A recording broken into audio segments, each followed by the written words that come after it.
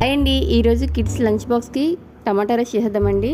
మనం frying bowl తీసుకొని 2 spoons oil వేసుకొని అందులో హోల్ స్పైసెస్ వేసుకొని బాగా ఫ్రై అయిన తర్వాత 2 పెద్ద సైజు ఉల్లిపాయలు 6 పచ్చిమిర్చి వేసుకొని బాగా ఫ్రై చేసుకోవాలి. బాగా ఫ్రై అయిన తర్వాత మనం ముందుగా ప్రిపేర్ చేసుకున్న వెజిటేబుల్స్ కూడా వేసుకోవాలి. క్యారెట్, బీన్స్, మిల్ మేకర్ కూడా ముందుగా నానబెట్టి ఉంచుకొని అవి కూడా వేసుకొని బాగా ఫ్రై చేసుకోవాలి. బాగా ఫ్రై అయిన తర్వాత సాల్ట్, పసుపు వేసుకొని కలిపి మూత పెట్టి మగ్గించాలి. మనం అల్లం వెల్లుల్లి పేస్ట్ ప్రిపేర్ చేసుకోవాలి. అల్లం వెల్లుల్లి పేస్ట్ 4 టమాటాలు కూడా పేస్ట్ చేసుకొని పక్కన పెట్టి ఉంచుకోవాలి. ఈ వెజిటేబుల్స్ బాగా మగ్గిన తర్వాత ఆ టమాటా పేస్ట్ కూడా వేసుకొని బాగా మగ్గించాలి. మగ్గిన తర్వాత మనం ముందుగా 2 గ్లాసెస్ వాష్ చేసుకున్న రైస్ని వేసుకోవాలి. 2 గ్లాసెస్ రైస్కి 4 గ్లాసెస్ వాటర్ వేసుకొని బాగా కలుపుకోవాలి. Next 1 spoon home made garam masala పౌడర్ని కలుపుకొని అందులో కొంచెం కరివేపాకు, కొత్తిమీర వేసుకొని మూత పెట్టుకొని మగ్గించాలి.